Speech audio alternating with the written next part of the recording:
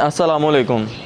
So guys, हमारे पास एक question आया। वो भाई कह रहे थे कि यार मुर्गे अगर बीट करते हैं तो वो बहुत ना ज़ोर लगा के बीट करते हैं, मतलब उनको कब्ज़ है। कब्ज़ का क्या इलाज है, ये सब कुछ इस वीडियो में हम आपको बताने वाले हैं। So hi guys, this is Waseem and Kaiser. So let's go to Wasil Nawabi latest video. अस्सलाम वालेकुम जी दोस्तों, जैसा कि वसीम भाई ने कहा कि आज हम कब्ज़ पे और मुर्गा ज़ोर लगा के बीट करता है, और ऐसा यानी कि ये मसला क्यों आता है या क्या वजह है। अगर ऐसा करना शुरू हो जाए मुर्गा, तो मुर्गा कमज़ोर भी होना शुरू हो जाता है। कमज़ोर जब होता है, ये दाना पानी भी कम खाना शुरू कर देता है। इसका हल क्या है, इसका इलाज क्या है, ये हम आपसे शेयर करेंगे।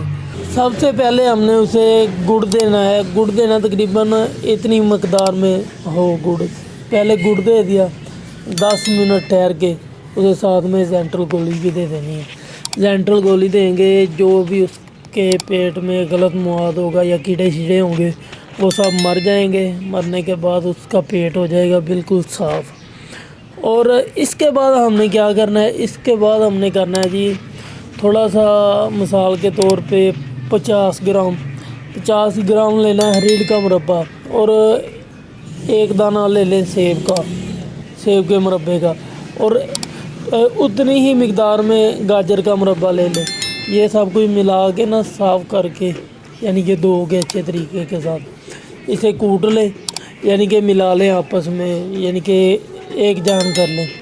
तो थोड़ा सा बेसन या आटा ये भी भून लें उसके अंदर ना, यानी कि उसे जज़ब कर लें। एक पिन्ना सा बना के ना वो थोड़ा सा रोज़ खिलाते रहें मुर्गे को।